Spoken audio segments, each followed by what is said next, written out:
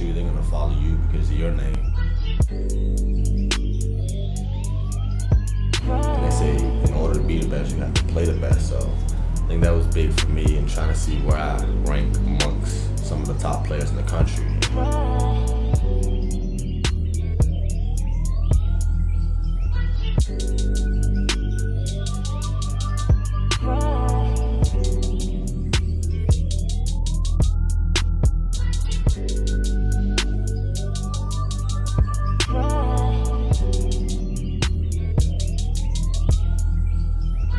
Those that want to work hard and do the right thing, I think those are the ones that really have a chance to make it. So I just try to make myself one of those type of people and then surround myself with those people with the same type of goal.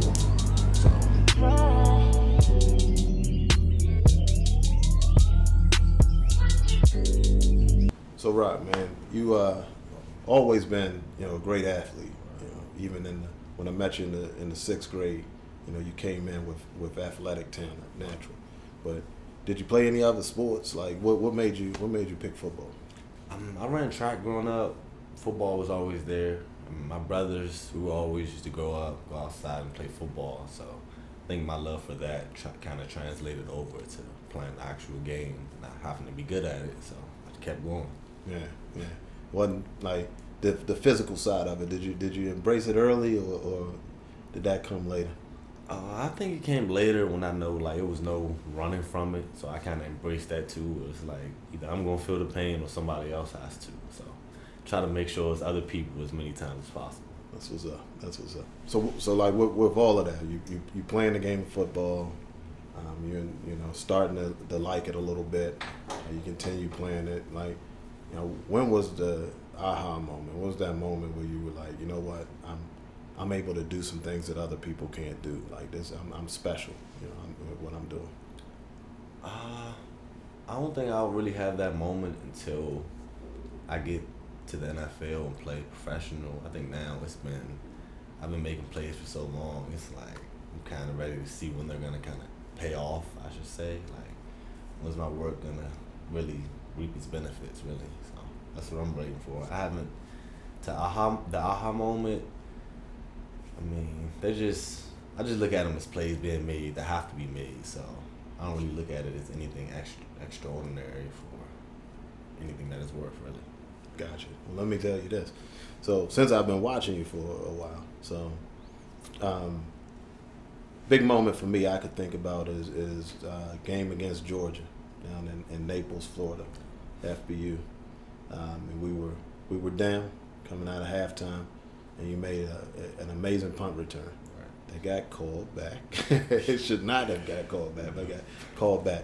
Thought that was a special play, kind of a defining moment in your 8th grade year. Do you remember that play? I do. Me and one of my close friends, Meltion, talk about it all the time because he was the one that got the hold'em flag. So it's like, dang, bro, you took my shine down. It was definitely a defining moment too. Yeah, it was. Yeah. What about the hurdle in the Gonzaga game? I've seen that one a million times. I didn't see it live.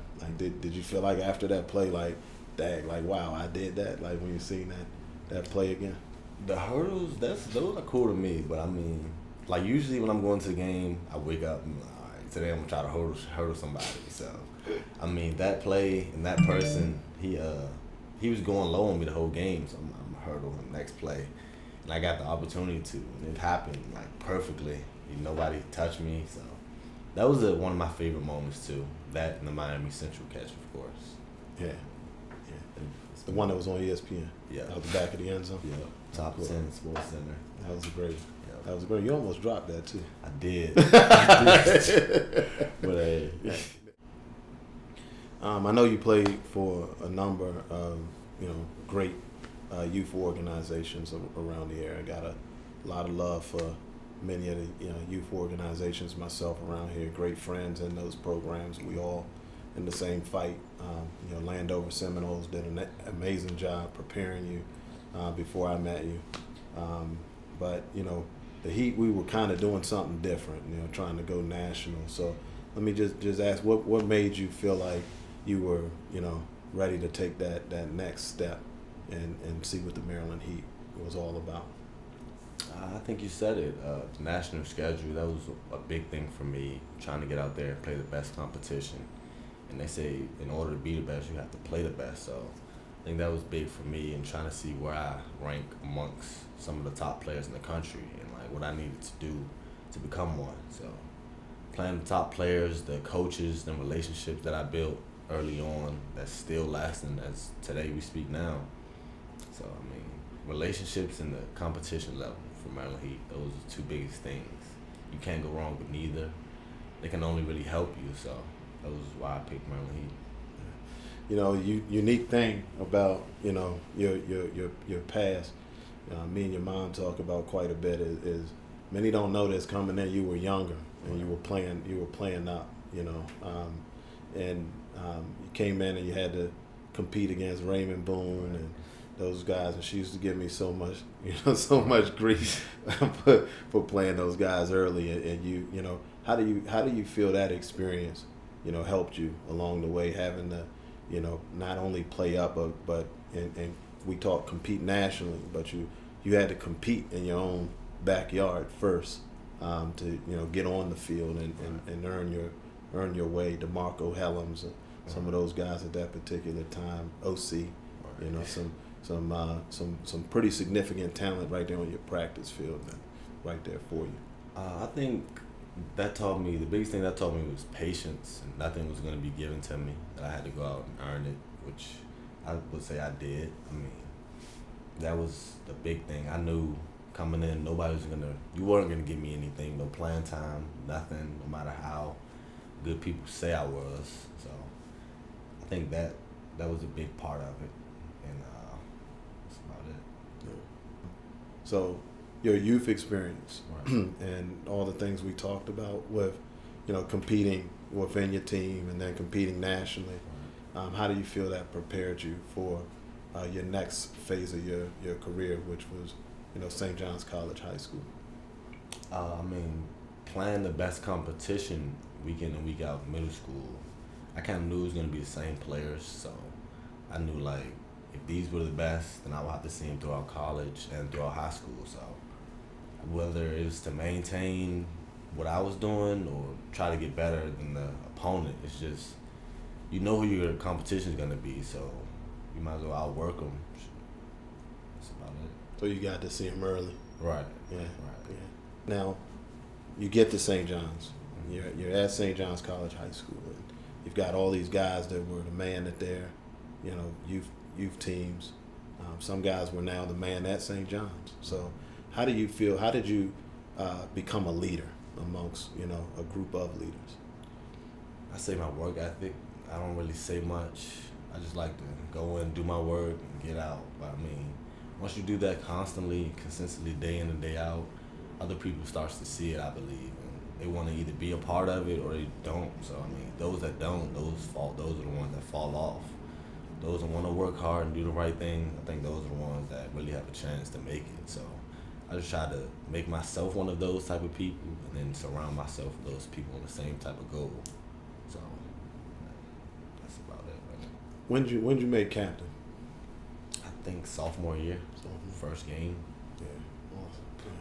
Yeah, you really start hitting the scene heavy towards the back end of your freshman year, right? Yeah. You had the big game in the WCAC championship. Yeah. Scored the touchdown. In the wind tunnel, that game was like a wind bowl, man. Yeah. At University of Maryland. Yeah. Yeah. There you go. Back to the turtle. There it is. So you've done all these great things at the middle school level, the high school level. Your name's starting to get out there. You're having success, on the national level at the high school. Like, what kept you hungry? Like, what kept you motivated? What kept you, wanting more despite the success you were having relatively early? I just don't think the job's done. I mean, I set out a goal for myself when I was younger to make it to the NFL and be one of the best players I can be, and I still don't think I've achieved that. I still think there's a lot of work to do. A lot of people still kind of waiting on me to achieve my dreams. So until I do that and take care of the things I need to take care of, I think I still working as hard as ever, really, try to do that. Yeah. it's a lot of young athletes, that you're talking to right now, Rock, that's gonna listen to this, and I see it in measure. So we already know what the 5-star limelight brings, but talk a little bit to those 8th graders that believe that they've arrived once they make UA All-American as an 8th grader, or they win a national championship, even win a Pop Warner or AYF national championship, and they have some of these high schools recruiting them, and they feel like they've made it. Like what message would you give them about the road that you've traveled? I say no matter how high or how low you get, just always keep going, because like I'm talking to some of you kids now, I mean, some of you guys might be trying to come take my job in a few years, which I know I'm not going to let happen. So, I mean, it's only right that you work as hard as possible whenever you get the chance, because you never know when this game will be taken away. It can be your next play, it can be your last. I mean, you never know. You always want to leave a good impression and never leave any regrets, or you'll hate it. You'll hate it. Rock, I've coached at 8th grade level for so long, right. And now at the high school level, here at home, here in our area in the DMV, like what message do you have to the kids that as their brand continues to grow and they get that that success begins to follow, like what message do you have to them about making that choice to stay home and play football? I say don't go chasing the limelight of the school names, because in the end you are your own brand. I mean, your fans that's rocking with you, they're going to follow you because of your name, not the school's name. So wherever you go, don't make a choice off of the clout or the popularity, because if you're good, you're going to go to the league. If you make plays, then they're going to find you. So, I mean, I say don't fall into the booby trap of trying to be cool when that's not really cool, because you never know how it may end. Go do what's best for you and only you at the end of the day. That's what's up. So you're being humble. You're being humble on me, because, at the end of the day, you weren't just your average receiver. You were one of the top 2. I believe number 1. We had that conversation. Right. But you definitely were a 5-star athlete, which is very few that have come out of this area. And I say that because there's a lot of young athletes that feel they already have arrived and they may never see 2 stars. So my thing is, with all of that success and all of the high schools that sought after you, all of the colleges that sought after you, you still made that choice, to stay home, and you could have went anywhere, literally anywhere that you wanted to go. Talk to me a little bit about that decision a little further. Like you have the world at your feet, not just you got 2 to 3 people you can or schools you can pick from, but you literally could have went anywhere in high school, and you literally could have went anywhere at the college level, and you made the choices that you made. Is there anything that comes to your mind that you would want to share as you personally went through that process? I say the biggest thing and why I picked the schools that I picked, I mentioned earlier, were the relationships. You get in the building, you don't want to go somewhere every day and work where you're not wanted, or where you don't like your boss or your head coach. So I think the honesty part, that was the biggest point for me, and playing for somebody that was going to be real with me, whether I wanted to hear it or I didn't. That's what I needed to hear. So that, and as well as staying at home. Like, guys go home, be home for like a month, but it's like I can go home every day, and it's like it's home. So why not try to build something and help your hometown team do something special, and you're at the cups of it, and you're also building your brand as well. So that was it. Great. Here's a interesting thought, right? So you highly sought after football player, high school, college, and you could pick either experience. I want you to take some of the young fellas into that experience of after you've arrived now. So you were sought out, you were recruited, they told you all the great things that you were and you were going to be. Now you're in the building. Talk to the young fellas about what happens after you've been recruited, after you've been sought after, and now this is home and you're walking through the building. As soon as you get there, you gotta first win your teammates over, because that's who you're gonna be with most of the time. Guys think like, oh, coach recruited me, so you're gonna play me. It's like, nah, coach is not out there in the games. You gotta lean on your brothers beside you. If they don't trust you, or if they don't think you work hard, then they're not gonna really, it's not gonna be really a bond. So I think winning your teammates over, that was one of the first things you have to do with your work ethic, how you carry yourself. It's a lot of things, a lot of intricate parts that take part. I mean, and then second, I say you probably have to just carry yourself as a man. I mean, that's the biggest thing. You're coming into high school to college where a lot of people take it as you're just playing football, where it's really not. It's $1 million, billion-dollar industry that coaches, their lives dependent on it. So I think that's the biggest thing. Like coming in, handling yourself as a man, taking care of what you got to take care of, school, football, and then just from there, just staying out of trouble as well. That's about it. Coming in. Talk to me a little bit about the pandemic. Your freshman year, man, you're all excited, you're getting ready, be a college football player, and play your first college game, and pandemic hits. How'd you handle that? How'd you deal with it? It was a lot. It was mentally tough, I would say. I mean, not knowing what's gonna happen. You're practicing one day, next day you don't have a game the weekend. So I mean, just trying to stay mentally focused and locked in onto the opponent, whether you know you're playing or you're not. So I mean, that was the biggest thing. I think it went well though, I would say. I mean, given the 4 games that I played, I think it went pretty well, even though COVID was in the way. Yeah. So, talk to me a little bit about Maryland Heat.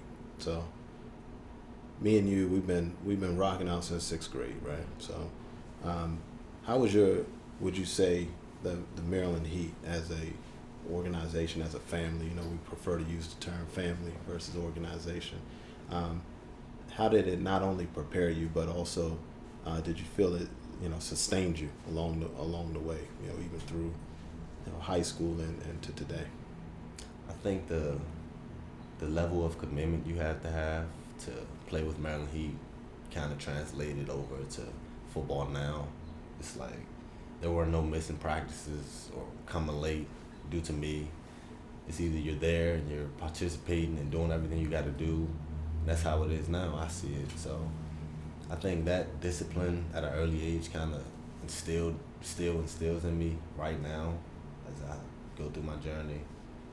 And I definitely think the family part, that was big as well, because you're youth football, you're just trying to go out there and play. But I mean, it was definitely a family, you would say. I'm still close to some of the guys I played with, Macau, Taze. I played with in high school, but I mean, it was definitely fun, I would say, and it was fun. So, you've been coaching since probably before I was born. What's some of your whys, and why do you do what you do? To be honest with you, coaching football started, with my boys, with my kids. I was helping out at the high school, prior to that, my old high school coach, but I really wasn't committed. I was just helping them because, just helping them. But when my boys, got started playing, that was my motivation, because I wanted to make sure that, that they were in good hands. And at the time, we were at an organization where the coaching, wasn't exactly the best. And I was torn because I wanted to help my older son, Tyler. I wanted to help his team, but then, Tariq was just starting football. So it was his first year. So it was an interesting dynamic because Tyler's team, the coach didn't really want me to help because he was playing quarterback at the time. His son was quarterback, so he's trying to keep me away. And Tariq's coach was basically begging me to come and help take over the team. So that's kind of what started it, and then from there, I just kind of stayed the course and have continued to dedicate and commit myself to the sport ever since. And I wanna thank you, for coming through here, and I know that for you, because I've known you so long, that probably sounds crazy because we just do us, you know what I mean? But at the end of the day, my grandmother used to say people don't have to be nice, and with, time, success, a lot of times, people, separate, they go to separate ways. So I appreciate you, staying, in with me and with the youth, looking to give back because you didn't have to have that heart, so I appreciate you. And one thing I just wanted to share is that this area, the DMV, I come from as a product of this area, from a single mom home. So, I know we talked earlier about what's one of my motivating factors, and my motivating factor is I watched my mother, raise 3 kids by herself, work 2 jobs, and keep food and lights on as best she could. So my drive as a man, as I've raised my own kids, is to be there to help, other families as best I can. In our area in particular, the DMV, we just have a lot more single moms in this area. So the Maryland Heat, program, if I had to say, like, what's the number one thing that keeps me doing it year after year, even while I'm coaching high school, is because I know at that middle school level, a lot of kids can get lost in the fray.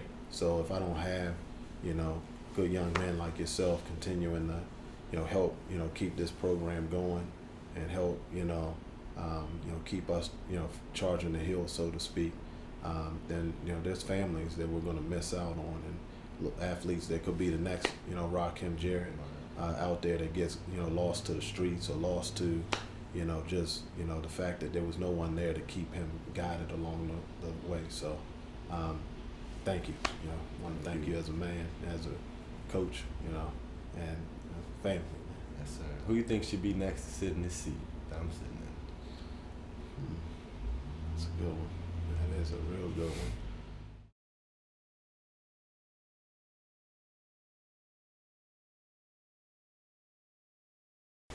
Appreciate it. Thank you. Love you, dog. Love you too, man.